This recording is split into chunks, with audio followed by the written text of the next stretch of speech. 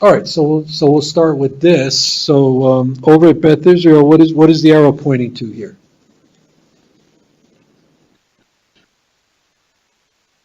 Yeah. So what are complications of this? Yeah. So it's a transcutaneous temporary pacemaker, requires high energy, can be very uncomfortable, and can result in cutaneous burns. Um, Now, what about this case at Beth Israel? So a cardiac MRI was requested, but you noticed this. So what is this? And what is your opinion about doing a cardiac MR on this patient? Yeah, so these are retained epicardial leads. So where'd they come from?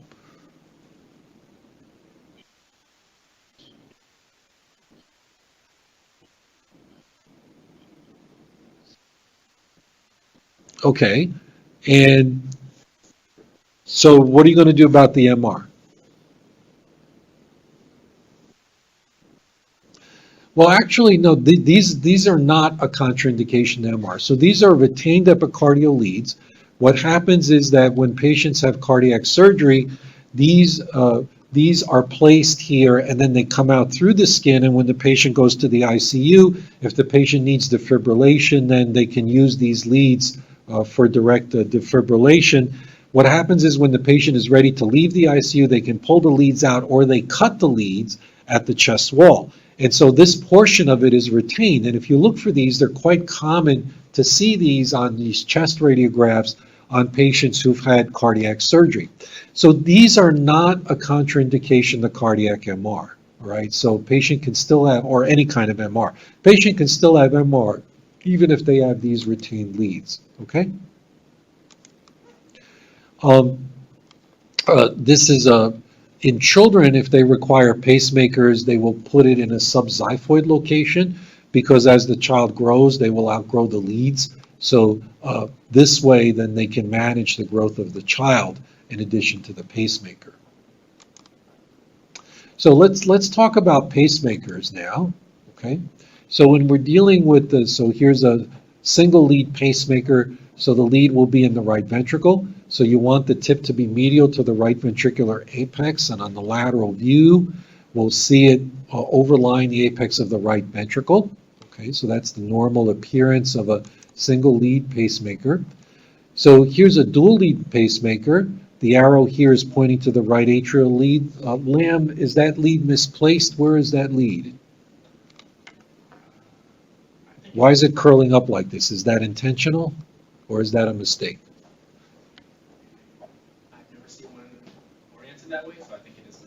No, actually, this is typically what they want to do. So they'll curl it like this and place the tip within the right atrial appendage. So it kind of stays in place when they do that. So this is the typical appearance when you have a dual chambered pacemaker, one lead here in the right atrium, curled like this going up into towards the right or in the right atrial appendage. And then the second lead there will be within the right ventricle. So it's an atrioventricular sequential pacer. So by pacing the right atrium also, it adds the atrial kick to the cardiac output.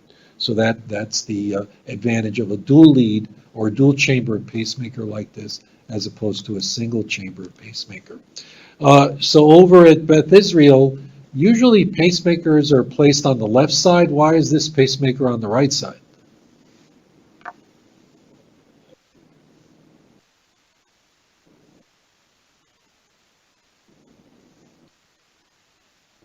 Well, what might be a more common indication?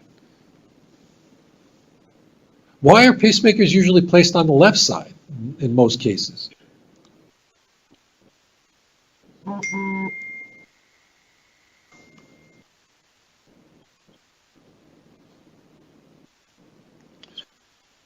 No, it's because most patients are right-handed. So why does that affect where you place the pacemaker? Well, what happens is that as the patients use the arm, the risk of a complication and the risk of a pacemaker is that you can break the lead, right? So if a patient is right-handed, always using the right hand, especially that scissoring action there between the subclavian and the first rib, that is always a risk that you can run. So it's preferred to put the pacemaker on the left side. So the fact that, for no other reason, this pacemaker is placed on the right side, this patient is left-handed, as it turns out. That's why the pacemaker was placed on the right side, okay? So most times they're placed on the left side because patients are right-handed. Lamb, is the lead here, where's the lead going? Where's that lead going? It looks like it's going from the right atrium over, or from the... So what is this vascular structure that is connected to the right atrium? So it's probably a pulmonary vein. No, it's not a pulmonary vein. Pulmonary veins don't go to the right atrium. Okay, looking more at myself.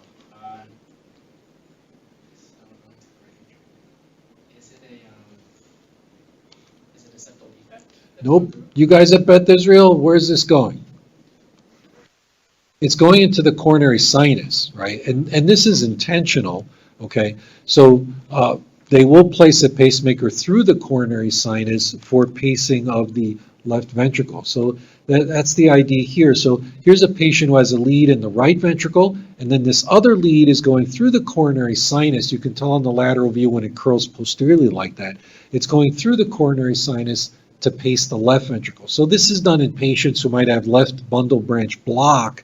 In those cases, if you're pacing the right ventricle, the signal will not arrive in time for the left ventricle because of the block, and so then the contractions will not be synchronized. So if you have a patient with left bundle branch block, to synchronize the contractions between the right ventricle and the left ventricle, you will need to pace the left ventricle separately. And that can be done this way by placing the pacemaker lead through the coronary sinus, from the right atrium through the coronary sinus, and then usually into a coronary vein alongside the left ventricular myocardium.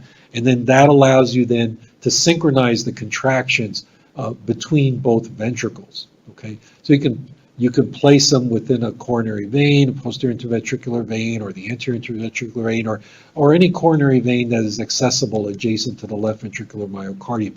So we've gone through the coronary venous anatomy before, okay? And so if we go through that, this guy over here, everybody should know what this is. This is what? No, that's over here. This is the great cardiac vein. This is the great cardiac vein. This is the coronary sinus, right? That's the coronary sinus. This guy over here is, we're looking at the posterior view of the heart here, right? Here's the left ventricle, here's the right ventricle, left atrium, right atrium. This is the posterior interventricular vein, okay? So we have the coronary sinus, the continuation of that is the great cardiac vein, and then this is the posterior interventricular vein here. So they can place the pacemaker lead through here. It can go into any of these coronary veins alongside the left ventricle to try to pace the left ventricle. And that's the idea here. What's that?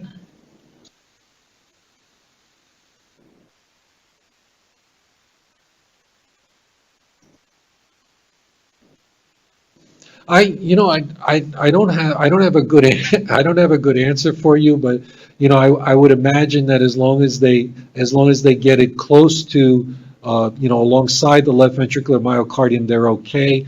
But they also have to avoid areas that are infarcted, so that can be a complication. So if there's a part of the left ventricle that's infarcted, you wouldn't want the pacemaker lead close to that because that wouldn't help you. Okay. So you'd want to avoid infarcted regions of the left ventricle. So here's a patient with an AICD, and then here's a lead curling posteriorly, and that's always a clue on the lateral chest radiograph that you're going through the coronary sinus when you see that, okay? And then on CT, we've kind of looked at this. Here's a lead going through the coronary sinus, and then there's kind of the tip of the electrode there alongside the myocardium of the left ventricle.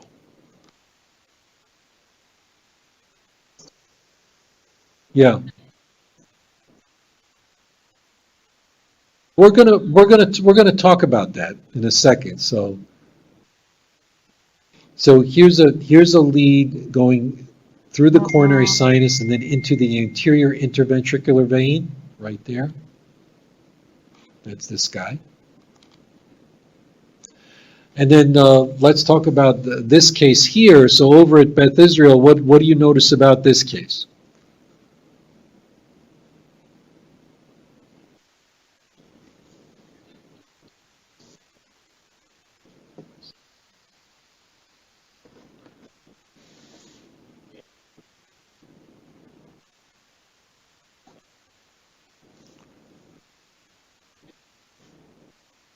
So what's happened then? Yeah, so it's perforated the right ventricle, all right? So whenever you're reading a CT scan on a patient with a pacemaker, if you happen to notice there's a pericardial effusion, look very carefully at the pacemaker leads.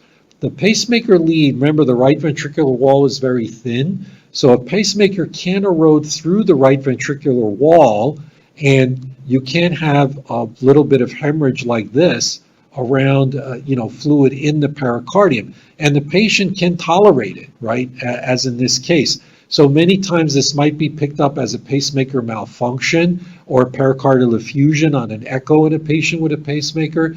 So here it's very important to look at, whenever we see a pericardial effusion in a patient who has a pacemaker, look very carefully at those leads, the right atrium and the right ventricular lead. Make sure that that the lead is not going through the right ventricular wall. Okay, so here's a sagittal view showing the pacemaker going actually through the right ventricular wall there, and that's why there's a pericardial effusion in this case. So these are complications of pacemakers. If there's inadvertent placement into the coronary sinus, right ventricular perforation. Twiddler syndrome is if a patient plays with the pacemaker in the pacemaker pocket and kind of twiddles or torses the leads, turns the leads around, and that can break the leads. And lead fracture, the most common sites are between the first rib and clavicle, in the loop within the subcutaneous tissue near the generator, and at the point of venous entry. So make sure that you evaluate the pacemaker in its entirety. And then you're kind of familiar with the location of the leads from, looking at central lines and the positions of central lines and swans, that, if it's in the pulmonary outflow tract, just like you would recognize the location of a Swan-Ganz catheter in that location. Cardiac perforation is usually not something that you can tell on a chest radiograph, but if the tip of the lead is clearly beyond the boundaries of the cardiac shadow, then you would worry about a cardiac perforation. So if a lead curls posteriorly like this, the lateral view is most helpful. Often the frontal view you can't really tell, but if it curls posteriorly, then it tells you it's going through the coronary sinus. So here, if the lead is beyond the shadow, the cardiac shadow, then it tells you that you have to be worried about a perforation in that case. Okay, and then here on the CT, clearly the lead is outside of the right ventricle. Okay, so that's easy to tell there on that CT scan. And then this patient played with this pacemaker and twisted around the leads like that. That's called Twiddler syndrome when that occurs. And then the other thing is, whenever you have a pacemaker, is very carefully make sure you evaluate the entire pacemaker. Here there's a fracture there within the pacemaker lead. Sometimes they will get an x-ray because of pacemaker malfunction, but you may not get that history. So whenever you're looking at a chest x-ray in a patient with a pacemaker, make sure you evaluate the leads in their entirety all the way to the pacemaker generator. Here there's a break in the casing of the pacemaker wiring there, pacemaker lead, and that can be very subtle, so you want to make sure that you evaluate the entirety of the leads when you're reading the chest radiographs in these cases. Now back to this, you asked this question, so why is there thickening of the leads like this, right? So what's different when you notice this? So whenever there's a thickening of the lead, what does that tell you about this device? What is this device? Yeah, so that's an ICD, right? So when there's thickening of the lead like that, that tells you that you're dealing with an ICD, a defibrillator, and not just a simple pacemaker. So these are AICD devices, so these are used in ambulatory patients for treatment of ventricular tachyarrhythmias. So, and you notice that the thickening of the lead, It can be both in both locations like this, or it might just be in one location towards the end of the lead over here. So if you see that, then you know that it's an ICD. It's not just a pacemaker, okay? So this one has thickening in two locations. So here in the tip, here there's also thickening at the tip of the right ventricle, and also here the portion going through the superior vena cava. Okay, and then this patient has an AICD, and also for biventricular pacing, there's a portion of the lead here going through the coronary sinus for pacing of the left ventricle. In this case, this patient had a history of a prior myocardial infarct, so they had to make sure to position that left ventricular lead away from the infarcted myocardium. Okay, Lam, what about this case? Where is this lead? Is that in the pulmonary artery? Okay, you guys at Beth Israel have any ideas? Why is it there? Why is it there? It's what? All right, so where is it? It is in the, yeah, it's subcutaneous. So this is a subcutaneous ICD, okay? So, and on the lateral view, of course, you can tell here. So it's in the presternal soft tissues there. So that's a subcutaneous ICD. And so these are for patients with limited venous access. If you have a patient who has end-stage renal disease and maybe doesn't have venous access because of scarring of the subclavian veins, or patients who've had chemotherapy may have had scarring of the subclavian veins and there's no venous access there. And also, if you want to avoid complications like pneumothorax of trying to place it through the subclavian vein. So the disadvantage is that it requires a higher shock energy, right? Because you're going actually through all of that soft tissue. And so it acts as a defibrillator. So some of the fancier functions that are available with the fully implantable devices are not available here, and it also has a shorter battery life. So this is a subcutaneous ICD. It's easier to place, of course, but it does come with some functional disadvantages. Okay, Beth Israel, anything wrong with this ICD?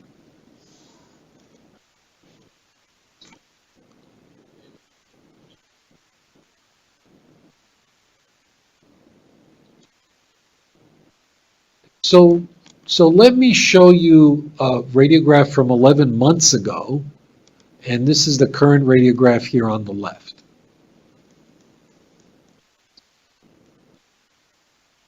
Yes, so the lead has retracted. So you can see here, maybe this is no longer even in the right ventricle, all right? So this lead has retracted.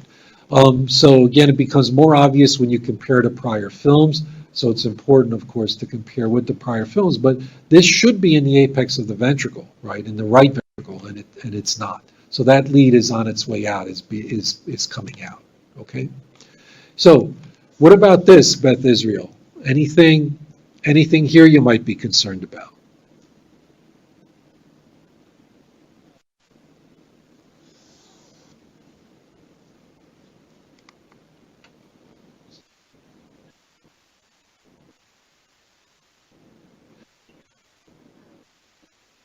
So no, not really. No, I mean these leads aren't twisted.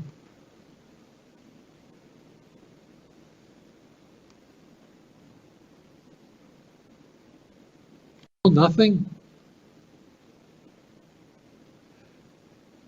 Well, if we're tracing how this is getting in, right? So from here it should go where? It should go into the, what vessel should this be in? Subclavian vein. And then it should go into the azygos. No, you don't want it in the azygos. Okay, and then into the, all right. So is that the case here, or is there something you should be concerned about?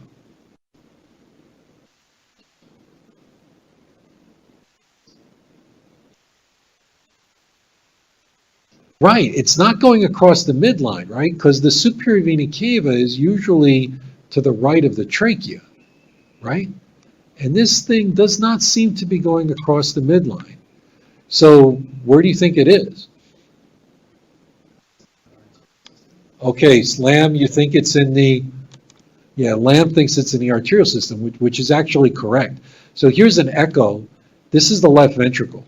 So this pacemaker is going into the left ventricle, all right? So it got into the subclavian artery. So it's in the subclavian artery and then going from there, okay, into the aorta, the ascending aorta, and then into the left ventricle, okay? And just like with a central line, if a central line took a course like this, remember, it's never making it to the right of the trachea, you would be concerned a little bit about, gee, where is that going? So that was a fascinating case that we had, okay? All right, Lamb, do you know what this is? It's not a cigarette lighter.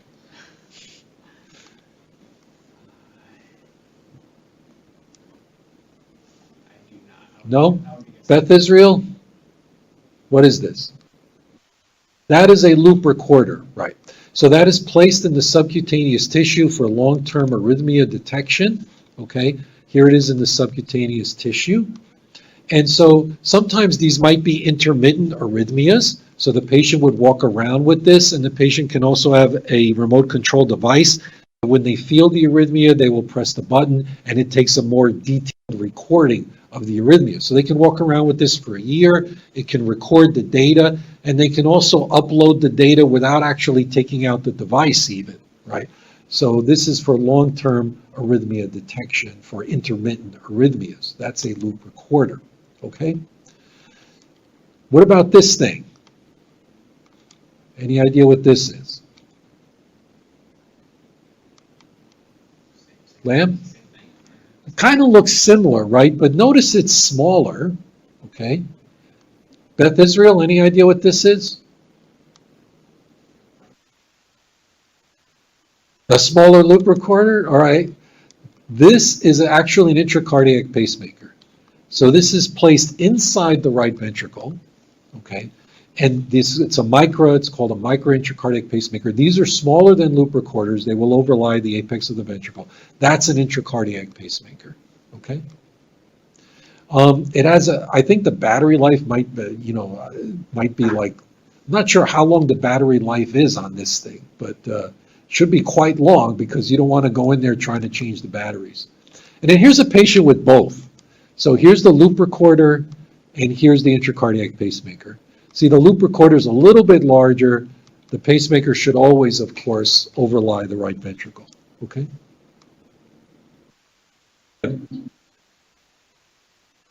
No, no, really, you'll notice them all over, and they'll move around with the soft tissues.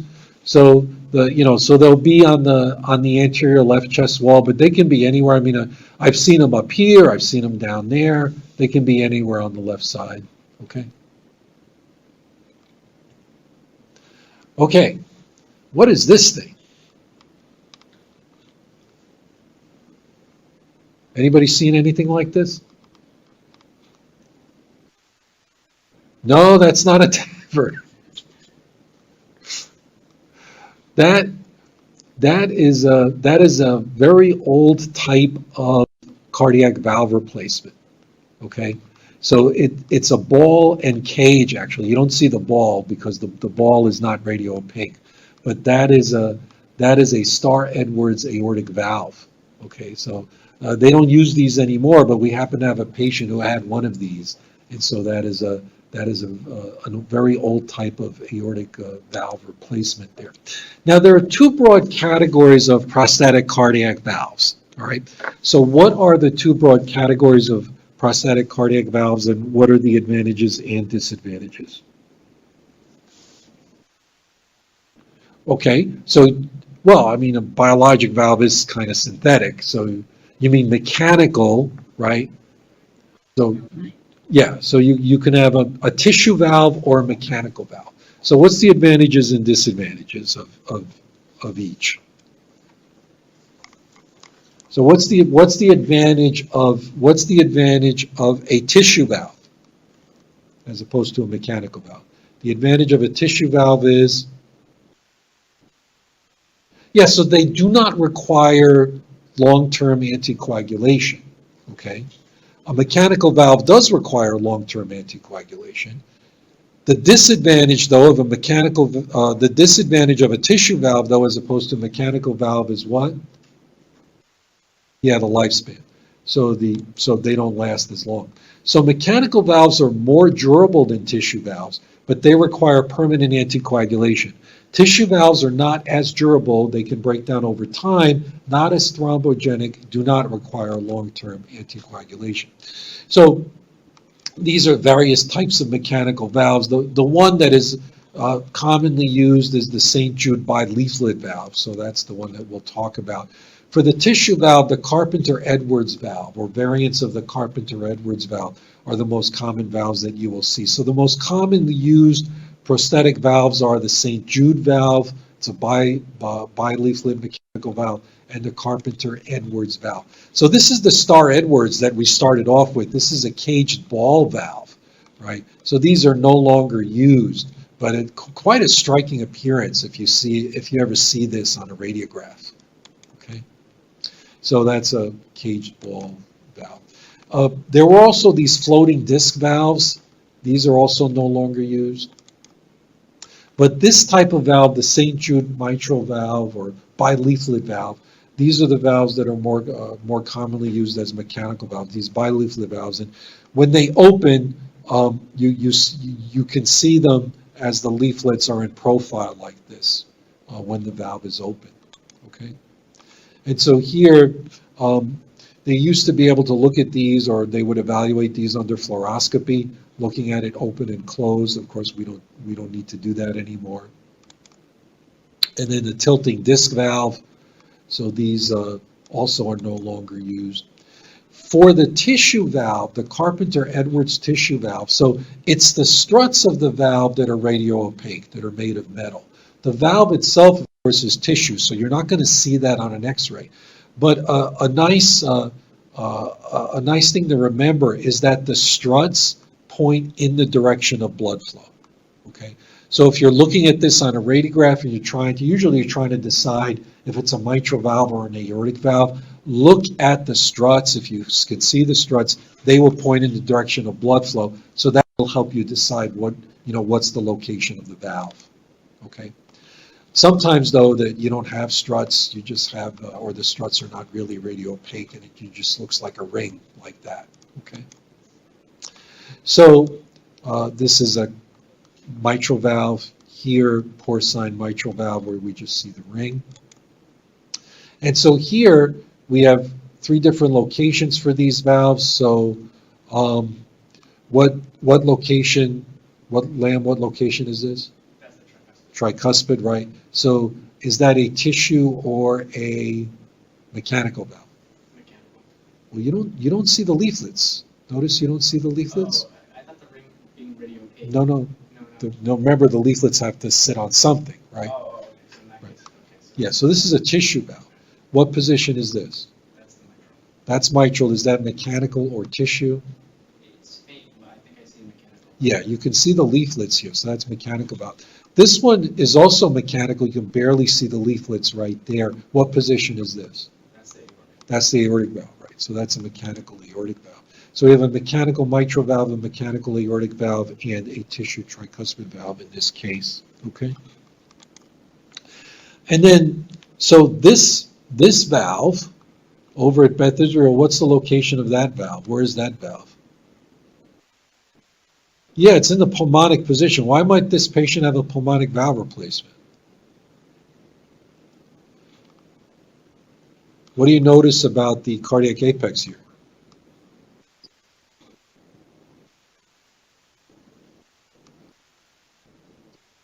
Yeah, it's a boot-shaped heart in a patient with tetralogy of Fallot. So actually, it's a valve and a conduit from the right ventricle to the pulmonary artery. So the patient had surgery for tetralogy, for correction of tetralogy of Fallot in that particular case.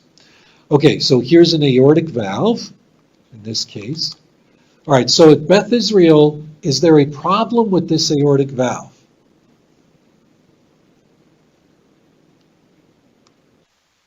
What's the problem?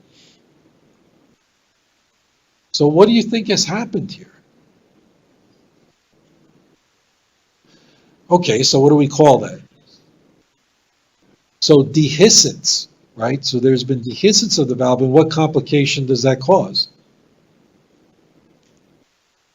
Yes, severe aortic regurgitation, which results in what in this patient? Pulmonary edema, right. So that's the complication here. There's been dehiscence of this valve. Notice it's not in its normal location, not where it should be. That's resulted in severe aortic regurgitation and pulmonary edema, okay? Now, sometimes you will see a ring like this that doesn't quite look like the rings that we associate with valves, okay? Although this is in the location of a valve. Any idea what this is, guys? So it's not a complete valve replacement, but do you have any idea what that is? Yeah, so that's a mitral annuloplasty ring. So what happens is in patients where the problem is that the valve insertion, okay, is too wide, that the annulus of the valve is too wide, but the valve itself is okay. You always want to preserve the patient's native valve. But if the problem is the annulus is too loose or too wide, they can put in a ring for the annulus that will tighten up the annulus, but the native valve still remains in place. So that will be preferred to deal with mitral regurgitation. You can do this for the mitral valve or the tricuspid valve. So if you have mitral regurg or tricuspid regurg where the problem is the annulus and not necessarily the valve itself, then this is the preferred treatment because that preserves the patient's native valve. So this is an annuloplasty ring, okay? So they can be a little bit different in terms of shape than what a tissue valve ring would look like. Sometimes it's hard to tell them apart, but they're common in the location, so these would be used for mitral valves or for tricuspid valves. Okay. So the preferred way to evaluate these valves, of course, is with echo, but with CT, we can also look at these valves if we need to. So here's a nice look at a St. Jude bicuspid valve with, of course, you would need full retrospective gated CT to do that. So it's a higher radiation dose, right? And then here we have an aortic valve. And what's this patient's problem?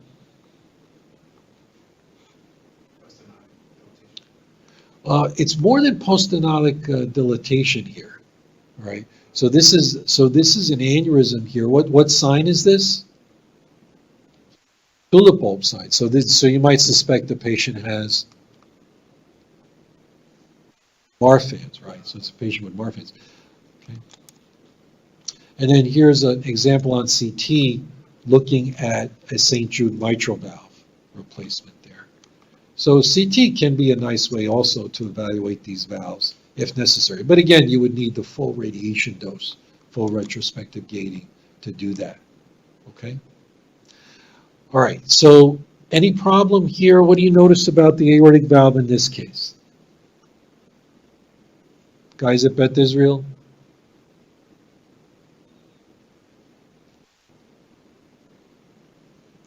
What do you think this is? Okay, but notice that when you look at the sternum, what's missing? There's no sternotomy. So what is this? That's a TAVR, right? So this is a TAVR, this is a TAVR, all right?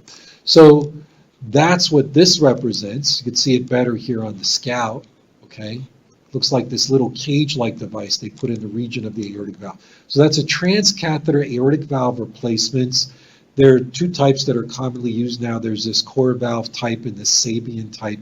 So these are placed, with catheters, and then they will be expanded and they will crush the native aortic valve against the sidewalls here and basically replace the native aortic valve with this device, with this transcatheter aortic valve replacement. So it's used in high-risk patients with severe aortic stenosis who are not good surgical candidates, although now the indications and the patients are getting younger and younger on whom they are using this devices. So eventually, this may be the preferred way to treat aortic valve replacement. Before they have the device done, before they have the device placed, these patients need to undergo preoperative imaging, where we will image the heart and the aorta to look at and take all of these measurements, because the device has to be precisely measured. So we'll measure the aortic annulus, the sinuses of Valsalva, the sinotubular junction, the diameter of the ascending aorta, the distance from the left main coronary artery here to the aortic annulus, because if it's too far down, then you don't want to occlude the coronary artery by placing the device, okay? So these are all measurements that have to be taken preoperatively to be able to fit the device to the aorta. And then you have to measure precisely the aortic annulus. Notice it's not a circle, it's somewhat ovoid in shape. So you have to take a very good cross-sectional view of that and measure that. So all of these measurements have to be done preoperatively for placing of the device itself. And then we also have to do a complete CT angiogram going from the chest all the way down to the femoral arteries, looking, because as a vascular roadmap, so you want to make sure that there are no obstructions in terms of getting access to place the device. Also, you're looking for excessive calcification and tortuosity of the iliac vessels, because all of those might also be impediments to placing the device. Also, sometimes these patients, because of severe atherosclerotic disease, might have impaired renal function, so that might limit the amount of intravenous contrast you can use. And if that's the case, then if you have dual energy or spectral CT available, then with a small amount of intravenous contrast, instead of using 100 cc's, with 40 cc's or less, you can still get a diagnostic CT angiogram in those cases. So that's a nice indication for spectral CT or dual energy CT. Patients who have renal impairment, and you want to limit the amount of intravenous contrast that you give, okay? Okay, so continuing with our discussion of various devices. So you guys over here, what are we looking at here? What kind of study? What kind of study is this? Yeah, you're looking at the outflow tract of the left ventricle. It's a coronal view through the outflow tract. What kind of study is this? Cardiac what? Gated cardiac CT, right. So you're looking at gated cardiac CT. What kind of valve is that? Yeah, so it's a bi-leaflet mechanical aortic valve, a St. Jude valve. Anything wrong? Okay, so what do we call that? When a leaflet is stuck, we call it a malfunction leaflet. A stuck leaflet. Right. So that's an example of a stuck leaflet. Okay, and as you can imagine, that results in less blood flow going through the valve because that one leaflet there is not functioning. Okay. And so when we look at these opening, when we look at the opening angles, so you can evaluate, so cardiac CT with, and obviously that's done with retrospective gating because we have to look at the whole cardiac cycle. So when you're evaluating these valves with cardiac CT, we can look at the opening angle, and the opening angle is measured between the leaflet and the plane of the valve ring. So here's the plane of the valve ring, and then this is the leaflet. I wonder why it's doing that. This is the leaflet when it is wide open, okay? Stay hidden. That's the leaflet when it is wide open, okay? And then so we measure that angle, and the normal opening angle should be about 73 to 90 degrees for a bileaflet valve. This one clearly is not opening, so we could call that is called a stuck leaflet, okay? Now, Anybody there anybody on at Beth Israel? Yes? No? Anybody at St. Barnabas? No? Okay, so what do we see here? What's wrong here?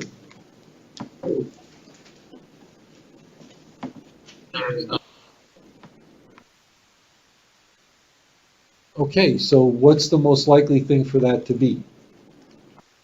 Yeah, so this is a thrombus now, which has occurred on this mechanical leaflet, and that can also impede the function of the leaflet. Okay, so that is an example of a thrombus producing some restricted motion. And again, we can measure the opening angles here, the difference between the plane of the valve itself and then the maximal opening of the leaflet of the valve. And then we can see that that is also being affected by the thrombus. Okay. Anybody on at St. Barnabas? Oh, that was St. Barnabas. Anybody at Beth Israel? No? Okay, you guys over here. One of these is a thrombus, one of these is a pannus. So how do you tell the difference between thrombus and pannus? Which side of the valve? So one is more likely to occur on a certain side of the valve, so which is which? I think the pannus is on the right. So the pannus is more likely to occur on the ventricular side of the valve, okay? Thrombus is more likely to occur on the aortic side of the valve, okay? And there can be another important difference too between thrombus and pannus, and that's the attenuation. So which would be higher in attenuation? Pannus. Why would pannus be higher in attenuation than thrombus?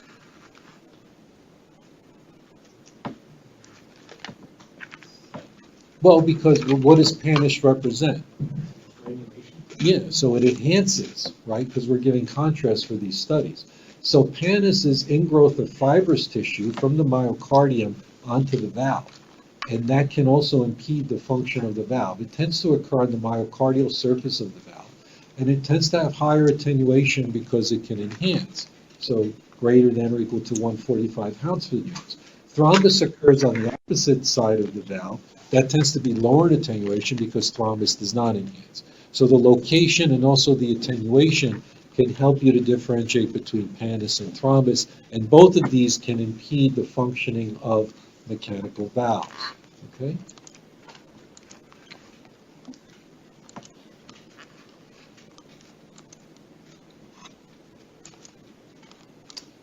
All right. So over at St. Barnabas, here's a CT image obtained in diastole. Is there anything wrong?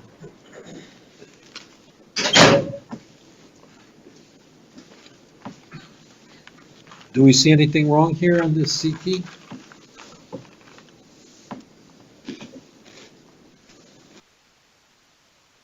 No, you don't see anything wrong? Okay. You guys here, do you see anything wrong? Some low attenuation on the insides of the valves. Well, I'm telling you that this is in diastole, right? So in diastole, what should be the position of this valve? Open or closed? Open, so that part is correct. So the communication between the left atrium and the left ventricle, that communication should occur where? Only through the valve. So what do we have here? There's communication medial. Yeah, there's communication here outside of the valve. So what is happening here? What do we call this? Well, what problem would this cause in this patient? Yeah, so this would cause mitral regurgitation. So this is called a paravalvular leak, okay? So the only communication there should occur between, right through the valve. So this patient has a paravalvular leak, which would induce then regurgitation where that valve is located. All right? So we should not have any communication outside the valve. Here's an example with that's the mitral valve that we looked at here. So you can see that there's communication here outside of the valve itself. So here, that's also a problem. Okay. And then if we have dehiscence, where it completely comes apart, then of course that's a major problem. So now you'll have, massive regurgitation there. Now you'll have massive aortic valve regurgitation. Now, if another complication that can occur is if we get these low attenuation regions here around the valve. This is near the fibrous insertion of the valve. You have this low attenuation, and that's a complication of endocarditis, so that represents an abscess when that occurs. So if we see something like this associated with a prosthetic valve after surgery, then that's an abscess. Now, this is a little bit off of the valve plane, but it's done to show you the abnormality, okay? So what's the abnormality that's illustrated here? Yeah, so this is a pseudoaneurysm, and this is what occurs if the abscess actually breaks through and communicates with the blood pool. So that space where the abscess was, if it breaks through and communicates with the chamber, then you get a pseudoaneurysm. If it communicates with the aorta or the left ventricle, now you have a pseudoaneurysm, okay?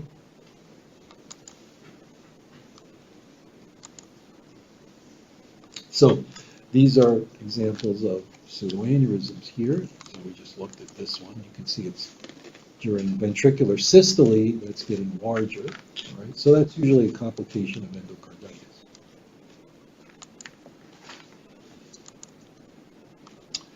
Okay, over at St. Barnabas, any issues here?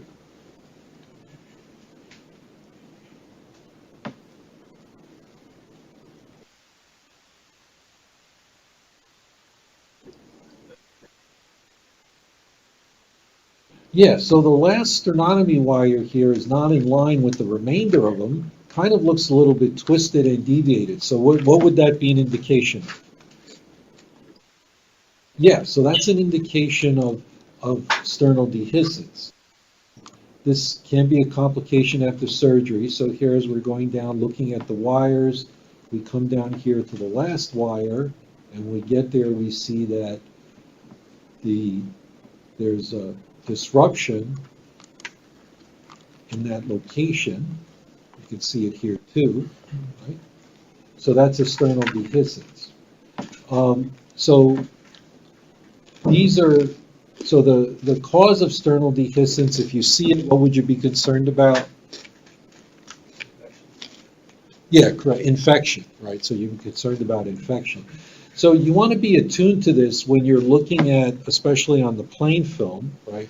So when we're evaluating the plain films in these patients who've had surgery, you want to make sure that you look at the sternal wires. And if you notice that a wire is displaced or is changed position, especially if a wire is twisted, wires can break, but if it's twisted and it's displaced in position, then you need to be concerned about sternal dehiscence. And you're going to pick that up on the plain film. Obviously, they're not going to get a CAT scan unless you tell them to. Right? So that's an example of sternal dehiscence. So here's a more obvious example. So this one actually has broken wires, which you can see wires are twisted. So when wires are displaced and twisted, you'd be concerned about sternal dehiscence, and the most common cause of that is infection. Okay, so you guys over here, is there anything wrong with the aorta in this case? Air inside. There's air in the aorta. Well, I mean, it's gas, right? So what's going on? How do we explain this? What are we going to do? How did this occur? Any thoughts? Okay, so your first thought should be, well, maybe it's more than meets the eye. Okay, so here's some more images, right? So what does this patient have? You said it. That's an intra-aortic balloon pump, right? So it's coming in through the femoral artery, going up there, a little bit low in position in this particular case, but you can see that when it's inflated, you're looking at the inflated intra-aortic balloon pump on the CT scan, all right? So if we go through the devices here, this guy is, yeah, it's a loop recorder. Here's our intra-aortic balloon pump, all right? And sometimes you can actually catch it when it's inflated on the radiograph, and you can see the air, well, actually it's CO2, so you can see that within the balloon pump when it's inflated. Here's the radio-opaque tip of the balloon pump, okay? So where should that tip be? Where do we want it? Under the arch. Yeah, so we want it, yeah, so you want it below the arch in the proximal descending thoracic aorta. So somewhere between the arch and the carina, kind of in that region, but in the proximal descending thoracic aorta. So here's a diagram of what this intra-aortic balloon pump looks like. So these are placed percutaneously through the femoral artery. They're used to treat cardiogenic shock, used to assist the left ventricle, especially in high-risk surgical patients. Okay? And so you don't want it up too high, because when it inflates, then it could obstruct the great vessels as they're coming off the arch. So you want it below the level of the aortic knob on the plain film. So somewhere between the knob and the carina, or at the level of the carina, is where you want to see this when you're looking at the chest radiograph in these cases. Okay?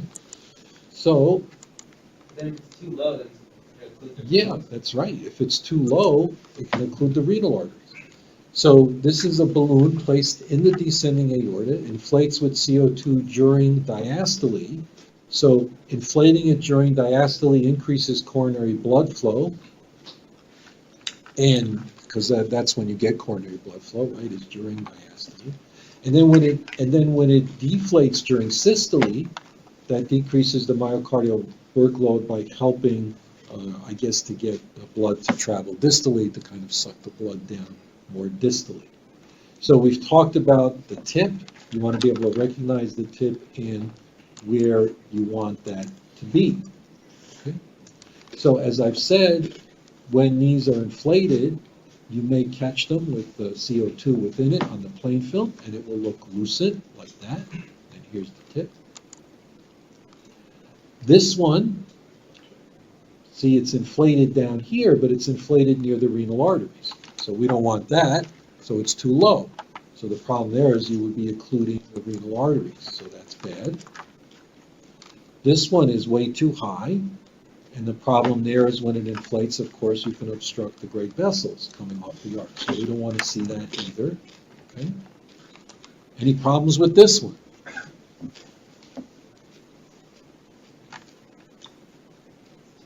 Looks like it's outside the. Yeah, you're kind of worried. This looks like it might be outside the aorta. So what happened here?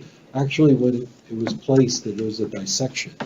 So you can see that this is actually in the false lumen. So either a dissection was induced while they were placing it. So this balloon is now inflating in the false lumen. Okay. At St. Barnabas, any idea what we're looking at here? Right, so this is an Amplatz device. What is this used for? Yeah, so it's for ASD closure or to close a pain foramen ovale. So this is an atrial septal occlusion device. It's an umbrella-like device that goes across the defect in the septum and grips on it on both ends. Okay, we can see that nicely on the plain film, especially the lateral view. Okay, you guys over here, do you know what this is?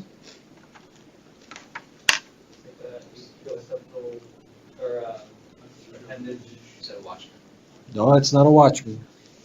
But you're close, so what'd you say? Atrial appendage closure. Yeah, so this is an atri clip, right? So this is an atrial appendage closure device, and this is actually placed on the outside of the atrial appendage to close it. So it has to be done when they're doing surgery. So if they're doing surgery and they're in there, they can place this clip right over the atrial appendage to occlude it And what's the idea of doing that? Well, if there's thrombus in there, you're preventing the thrombus from coming out and producing systemic emboli. So that's an atrial appendage occlusion device. Anything wrong here in this case? Open out a little bit. Anything else wrong? There's contrast. There's contrast in atrial appendage, so what does that mean? It didn't work. It's not working, right? There's leakage around this, so it's not doing its job. If contrast can get in, then clots can get out, okay? So that's an atrial clip there that's not doing its job. David? That's why. That's a Watchman, right. So this is a Watchman, so this is placed percutaneously, so it's placed actually inside at the mouth of the left atrial appendage. And the idea here is this is inflated in that location, and then also to seal the appendage so that if, to prevent any clots from forming in there or anything that's in there from getting out. So that is a Watchman, okay? So here it is, that's what it looks like when it is inflated. And here it is on the plain film. It can be tough to see on the plain film, but it's usually pretty easy to spot and recognize on the CT if we see that. So that's a Watchman left atrial appendage closure device. Okay, at St. Barnabas, is there anything wrong here?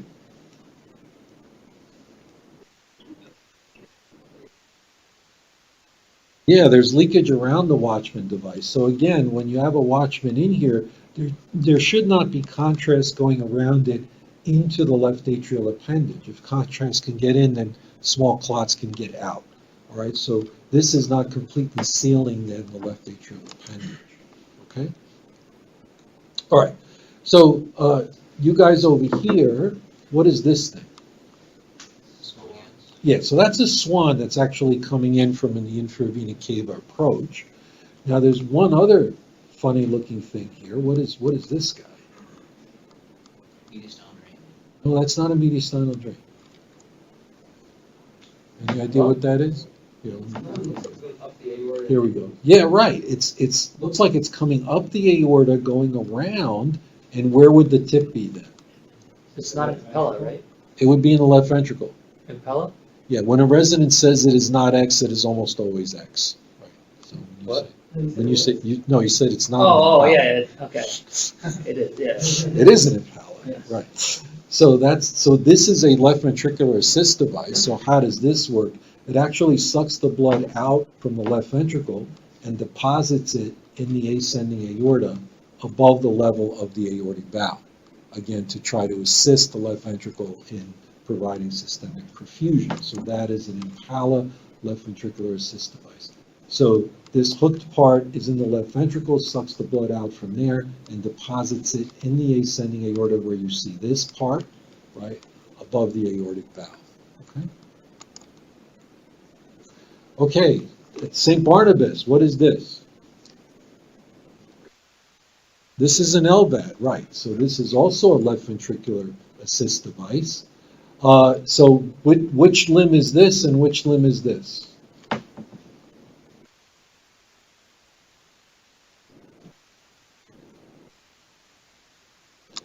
Well, so we describe it as it's going towards the pump, all right? So this part is in the apex of the left ventricle. So this is called the inflow cannula. And that takes the blood from the left ventricle into the pump. And then from the pump, there's the outflow cannula, which then sends it into the ascending aorta. All right, so you have the pump itself. So this is the inflow cannula, and this is the outflow cannula. So these are left ventricular assist devices. It's a bridge to cardiac transplant to keep the patient alive until a transplant becomes available. All right.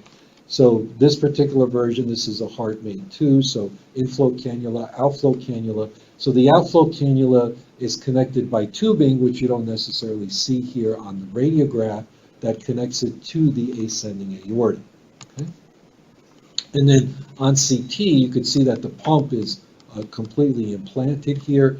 So here's the inflow cannula attached to the apex of the ventricle, and then the outflow portion here would go to the ascending aorta. And then here it's opacified with contrast, so you can see here the flow going into the ascending aorta here. So inflow cannula, and then from there, outflow goes to the ascending aorta with these LVADs. Now, these patients require anticoagulation, so bleeding is the most common complication. So these patients can have hematomas all over the place, around the device and everywhere else. So hematoma is a major complication, can occur anywhere around the device with these devices because of the anticoagulation. Another problem can be if the inflow cannula is stuck up against the left ventricular wall. You can see in this example when there's systole how that can actually occlude the inflow cannula. So they have to be careful about the positioning of the inflow cannula in relationship to the walls of the left ventricle. Okay. The more recent ones, the HeartMate 3s, are a little bit less bulkier. So here's the inflow cannula, here's the outflow, and this is what these look like on the chest radiograph. So these are actually continuous pumps. Okay, you guys over here, what is this? Heart transplant? Heart transplant? Artificial. Yeah, so this is a total artificial heart. So you can see the valves here of the artificial heart, and these are pneumatic pumps. That's why it looks like this is air, right? So the pumps are driven pneumatically, and that's why we see the air in there. So how does this work? This is the total artificial heart, so these are the pneumatic pumps that go in there to drive it, and it's hooked up to this external device here. And then for portability, there's this the device that the patient can walk around with a battery pack in there. And again, this is a bridge towards cardiac transplant. So how is this placed? Well, they have to remove the native heart to place the device, so that's the point of no return there, right? And then it's attached to the atria there and to the pulmonary artery and the aorta.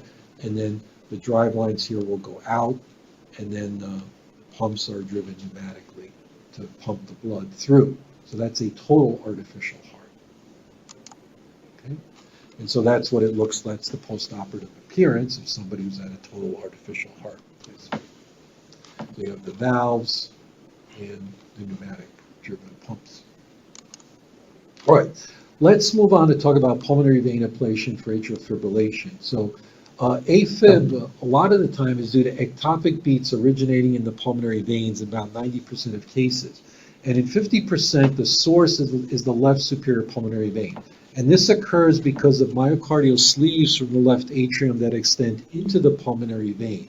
So the treatment is to break up the conduction pathways within the left atrium that result in those ectopic foci causing the atrial fibrillation. So what the cardiologists will do is they go across into the right atrium, across the intraatrial septum, and then they will ablate the conduction pathways around the insertions of the pulmonary veins. They used to ablate right near the ostia of the pulmonary veins, but because that can lead to complications like pulmonary vein stenosis, what is done now is to do circumferential ablation around the pulmonary vein ostia. So this is called isolating the pulmonary vein. So what they're doing is that they're preventing the abnormal signal from propagating past the regions where they are doing the ablation. So they will ablate around the ostia of the pulmonary veins to break up the conduction pathways for those ectopic foci of activity. Okay. Now, before the patients have this procedure, often they will have a CT scan for pulmonary vein mapping for planning of the procedure. And when we're doing a cardiac CT for this, if the patient is in AFib, it can be a problem. But if at the time you're doing the CT, if the heart rate is regular, we can do prospective gated CT, and we would like to do it at 35% of the RR interval. So when we're usually doing cardiac imaging, especially looking for the coronary arteries, we like to do it at 75. We like to do our prospective CT at 75%. Why are we doing it here at 35%?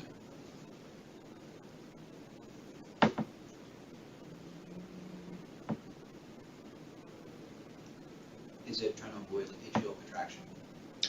Well, what we're trying to do is we also want to look at the left atrium when it is maximally dilated. Okay, so you're right, you want to stay away from atrial contraction, but we want to look at the left atrium when it is, full of blood or full of contrast. So that's why we're doing it closer to systole, to ventricular systole, than you would normally do when you're doing regular or more routine coronary artery imaging. Now, if the heart rate is irregular, if the patient is in atrial fibrillation, you can do the studies, and we will do a lot of them without cardiac gating. Because what we're doing, the importance of the study is looking at the anatomy of the pulmonary veins. And we don't necessarily need cardiac gating for that. So if the patient is in atrial fibrillation at the time of the study, we can do the study without cardiac gating. So we're looking at the pulmonary veins, the angulation of the veins, the osteal branches, looking for any anomalies of pulmonary vein anatomy. We'll also assess the left atrium, looking at the size of the left atrium. And also we want to look at the left atrial appendage. One of the most important things here is to make sure there's no thrombus within the left atrial appendage. Because if there is thrombus in the left atrial appendage, that's an absolute contraindication to the procedure. And cardiac gating, as I've said, is not essential for doing this procedure if the patient is in atrial fibrillation. So, yeah.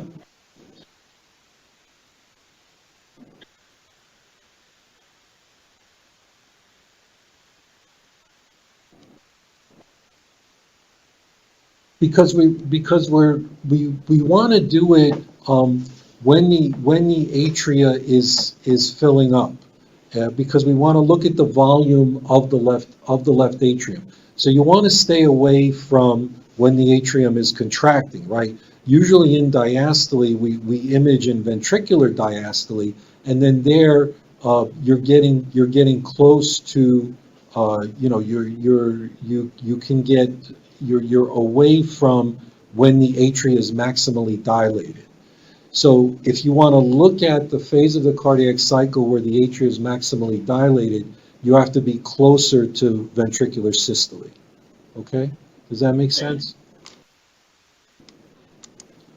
So when we depict these, we like to look at so this is a volume render view. So we look at the posterior wall of the atrium here, and there you can see the pulmonary veins entering the atrium, the normal anatomy, of course. So when you're looking posteriorly, you'll have, so remember, we're looking posteriorly, so this is the left side, this is the right side.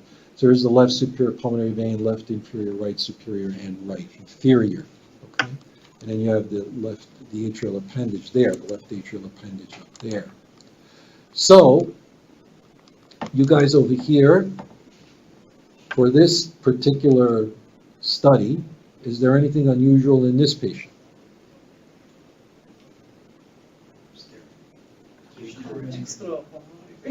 There's common bridge in. Yeah, left us. All right, so here on the left side, when we look here, so here's the left superior and the left inferior pulmonary vein, right? You see that they form a common pulmonary vein before they drain into the left atrium. And this is a common, not really anomaly, it's a variant. So this is a common variant where the left superior and the left inferior pulmonary vein will form a common pulmonary vein before draining into the left atrium. So that's one variant that you can see. This is the left atrial appendage up there. That's the right superior pulmonary vein. Here's the right inferior pulmonary vein. Okay, so that branch is going into the inferior pulmonary vein. Okay, you guys at Beth Israel, anything here that you noticed that's unusual in terms of the pulmonary venous anatomy?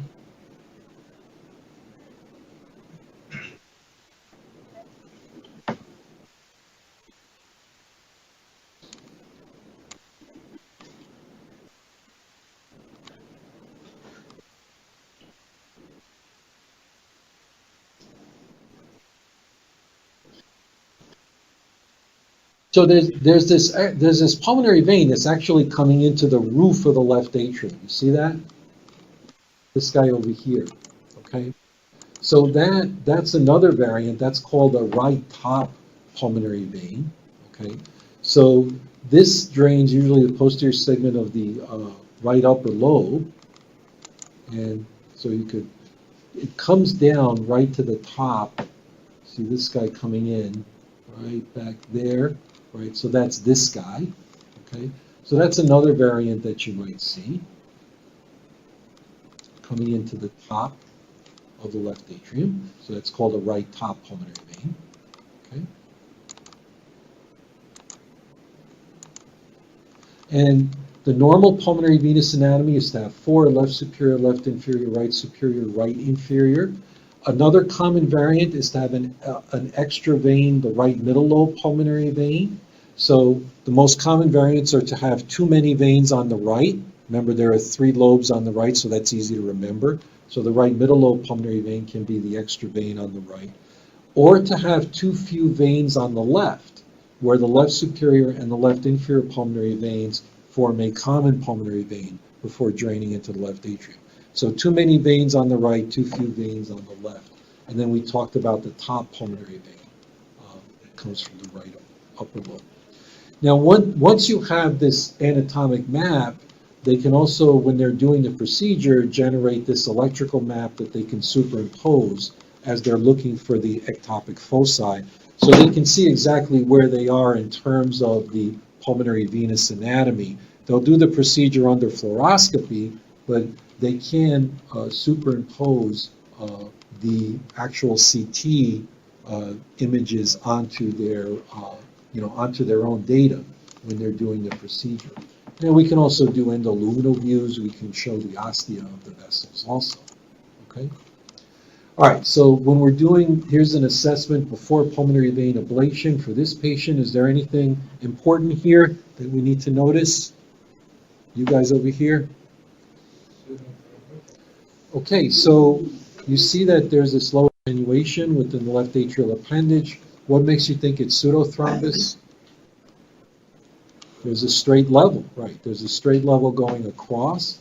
So is that thrombus or is that unopacified blood from pseudothrombus? So what are you going to do?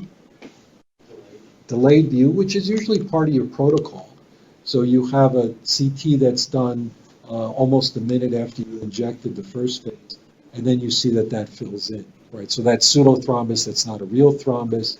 So remember, these patients, especially when they're in atrial fibrillation, can have delayed filling of the left atrial appendage. So pseudothrombus is very common. Okay. So over at St. Barnabas, any complication here?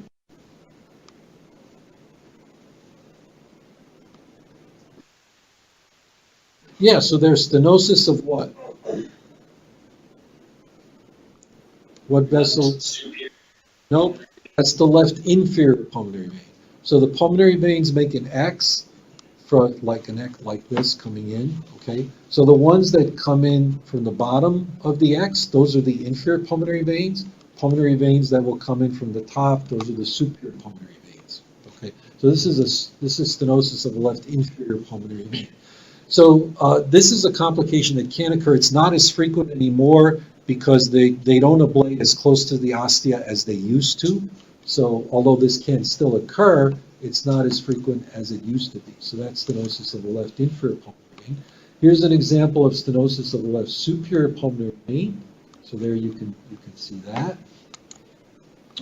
Here's another example with volume rendering. So pre-procedure, that's what the left superior pulmonary vein looks like. And here it is stenosed after the procedure. Over at Beth Israel, what complication is this?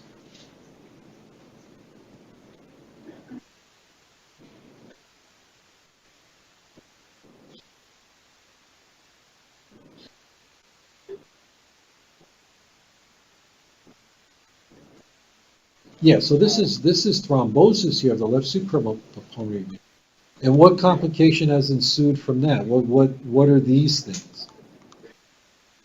Not PEs. These aren't PEs. These are infarcts. So these are venous infarcts. So if you include, usually you get infarcts from occlusion of the pulmonary artery, but if you include the pulmonary vein acutely, you can also develop venous infarcts. So those are venous infarcts from occlusion of the pulmonary vein. Okay, so those are venous infarcts. All right, you guys over here, what complication, what happened here? Hematoma. That's hematoma, right. And this is hematoma. Notice the angles here are kind of obtuse. This is hematoma that's actually in the wall of the left atrium, all right? So remember, they're burning very close to they're burning the atrial wall, and this is a hematoma of the atrial wall, okay? And then over at, did we go to St. Barnabas yet? St. Barnabas, what dreaded complication is this?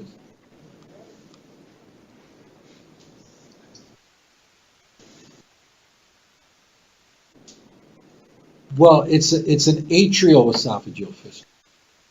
Atrioesophageal fistula. So what happens is that the esophagus is sitting right behind the left atrium, and as they're doing this ablation procedure, if they happen to burn through the wall and into the esophagus, you can have an atrioesophageal fistula, and then you can have air from the esophagus that actually gets into the left atrium. Here you can see some air bubbles there within the left ventricle also. And this is dreaded, so here you can see the fistula, and then here there's air going into the atrial appendage. The problem here is usually sepsis.